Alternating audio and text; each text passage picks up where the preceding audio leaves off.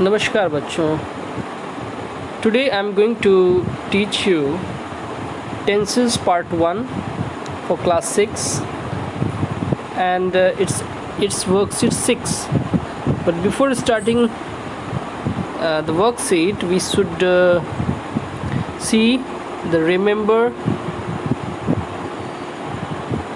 Simple present is used in 3 situations.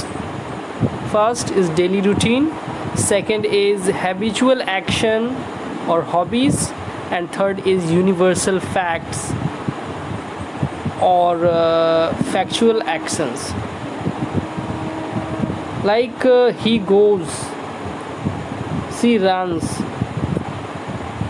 He goes, she runs इस habitual actions में आएगा, hobbies में आएगा. They go, ये डेली रूटीन में भी आप कह सकते हैं. जब ये सेंटेंस और कंप्लीट होगा तो आपको लगेगा कि ये डेली रूटीन है या हैबिचुअल एक्शन है या कोई यूनिवर्सल फैक्ट है. जैसे यहाँ पे दिया हुआ है द अर्थ रिवॉल्व्स, तो हम लोग सिंपल प्रेजेंट का यूज़ करते हैं. अब देखिए वर्कशीट 6 हम लोग करें. Taking clues from unit hobbies of my English reader, list a few things that you and your classmates do in your leisure time.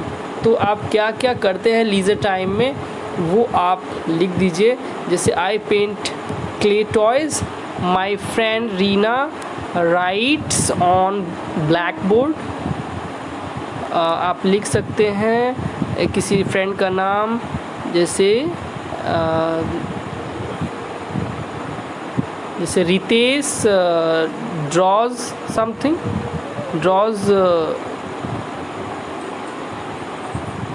someone eats, someone dance, someone lifts a bench, or someone eats, or whatever. In this way you can fill it. Very easy exercise. Singular subject, singular subjects except I and you carry s here or es with the verb. Like you go, you के साथ हमेशा go लगता है. Singular subjects except I and you, यानी कि अब देखिए कि सिंगुलर सब्जेक्ट क्या है. जैसे सिंगुलर सब्जेक्ट मिस्टर आर्या है तो इसके साथ गो लगेगा, ऐसे आई एस का प्रयोग नहीं होगा. Sorry mister Arya and Mrs Arya है, दो नाम है तो ये प्लूरल है तो यहाँ गो में ऐसे इसका प्रयोग नहीं होगा. शिल्पी गोज, शिल्पी एक नाम है, सिंगुलर सब्जेक्ट है, इसमें एस या एस का प्रयोग होगा.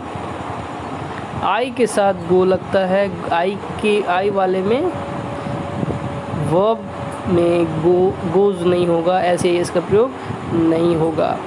दे के साथ यानी कि प्लूरल के साथ भी नहीं होता है. तो आगे बढ़ते हैं. वर्कशीट 7 की ओर. Let us describe your daily routine with the help of the picture given above.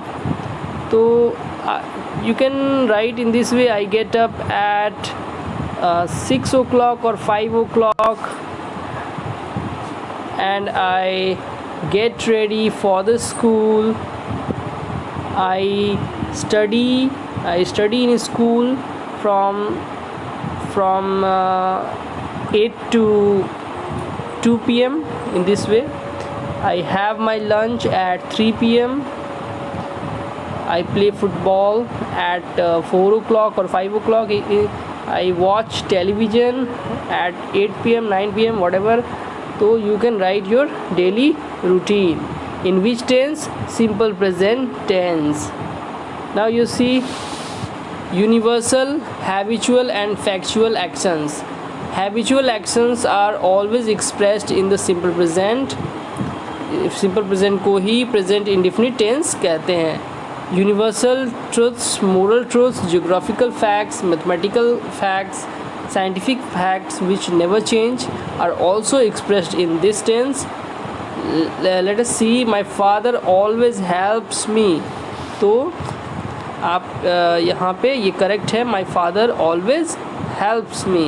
The train never comes on time. She generally reads till late hours. My friends are ever ready to help me. Friends यहाँ है plural, तो यहाँ पे verb में helps नहीं लगा. The tutor usually comes late. Singular है तो यहाँ पे verb में SAS का प्रयोग हुआ है. Sita rarely misbehaves. He meets me so often. So you can write in this way. Now let us do this. All these sentences you just read are illustrations of habitual actions or absence of actions. So they are expressed in simple present tense. Now look at the following instructions. अब ये illustrations को देखिए. The moon reflects the light of the sun. अब ये factual fact है. The moon reflects the light of the sun. यहाँ पे हम लोगों ने simple present indefinite का यूज़ किया है. Milk is white. ये भी एक fact है कि milk जो है वो white होता है. If you love me, I love you. Truth always triumphs. Love begets love. God loves all alike. All men are mortal. Death is certain. तो ये फैक्ट है, तो फैक्ट में भी हम लोग सिंपल प्रेजेंट का यूज़ करते हैं. अब देखिए geographical, mathematicals and scientific facts के लिए भी हम जो है सिंपल प्रेजेंट का यूज़ कर सकते हैं. जैसे इसमें इज़ आर का यूज़ होता है. Kashmir is in the north of India. Chennai is in the south of India. Water flows from higher to lower levels. Clouds bring rain. देखिए क्लाउड्स यहाँ पे हम लोगों ने प्लूरल यूज़ किया है, तो यहाँ पे ब्रिंग यूज़ किया हमने. तो next 2 and 2 make 4. 4 is bigger than 2. The higher one goes, the cooler it is. The moon revolves around the earth. तो आई थिंक आपको समझ में आ गया होगा कि जो मैथमेटिकल फैक्ट्स है, जियोग्राफिकल फैक्ट है, साइंटिफिक फैक्ट है, उसमें हम लोग सिंपल प्रेजेंट का यूज़ करते हैं. उसके बाद हम लोग हैबिट वाले जो वर्ड सेंटेंस होते हैं उसको भी हम लोग सिंपल प्रेजेंट में बनाते हैं. एक हैबिट वाला जो रोज़ का रूटीन है वो भी हम लोग सिंपल प्रेजेंट में बनाते हैं. तो जब भी इस तरह का आपको सेंटेंस बनाना है तो आप सिंपल प्रेजेंट का यूज़ कर सकते हैं. ठीक है, तो वर्कशीट 7 तक हम लोगों ने पढ़ा. कल वर्कशीट 8 शुरू करेंगे. Thank you.